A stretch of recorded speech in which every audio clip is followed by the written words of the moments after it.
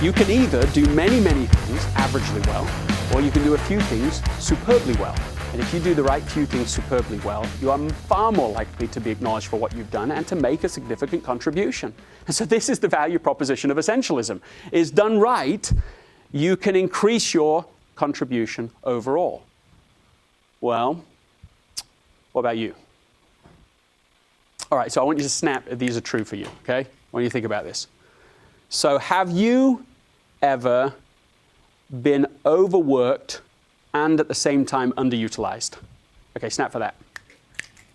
Okay, have you ever been stretched too thin at work or at home? Snap for that. All right. Have you ever said yes just to please? Okay. Or just to appease? Or just to avoid trouble?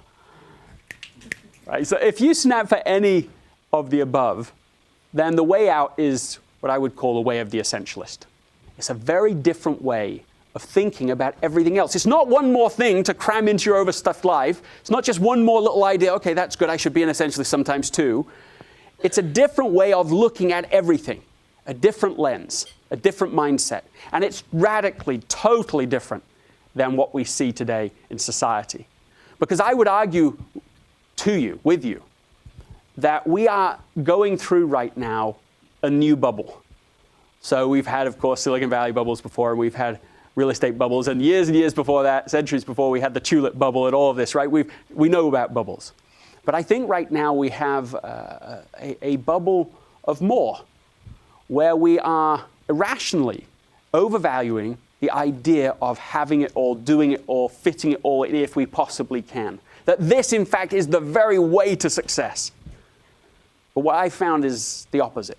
That logic leads to the undisciplined pursuit of more, to use Jim Collins' phrase. And the antidote to it is the disciplined pursuit of less but better. So you can take that design ethic. The design ethic, by the way, came from Dieter Rams, the head designer at Braun for 35 years. And he summarized all of his life's learnings into 10 principles, summarized those even further to 1, and then summarized that into 3 words, less but better. And he applied it to the design of products, and superbly successful in doing so.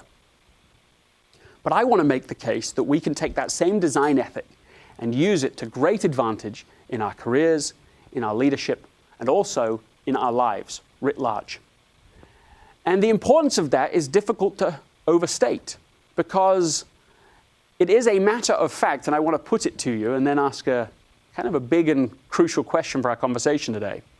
I'll put it to you that the evidence is that at the end of our lives, there seems to be a tendency to regret the way we lived them.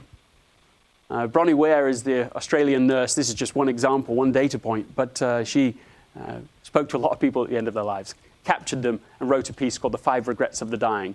At the top of that list was having lived a life that was not true to myself, but to the life other people expected of me. And the second was too much time in work, too little time with family and key relationships. And then the list goes on. But the point I want to put to you is that nobody intended to be there. Nobody designed that outcome. It happened by default. And my question to you is how it happened. My wife is here today, Anna, and so she could tell you the story maybe better than I could, or at least a different perspective on it. But this is how it worked. So my wife was expecting one of our daughters, and I got an email from my manager at the time, and it said, Friday would be a very bad time to have a baby, because I need you to be at this client meeting. And maybe they were joking. But somehow that stayed with me through the week. And instead of being able to focus and just enjoy this moment and so on, I was torn trying to straddle both, do them both. It's a non-essentialist trick, right? I can do both. I can fit them both in. And day comes. Daughter's born on Friday. And I'm in the hospital. Baby's healthy. My wife's there looking radiant. And And so I said, filled with clarity now, I said with all the conviction I could muster, yes. And so I went. I remember after the meeting, my manager said to me, the client will respect you for the choice you made. I don't know that they did. The look on their faces did not evince that kind of confidence.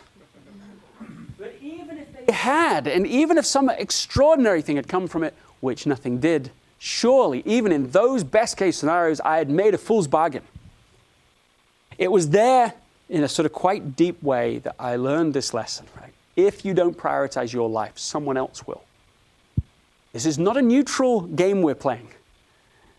People have their own things, they have their own agendas, and we will simply become a function of those unless we deliberately do something else.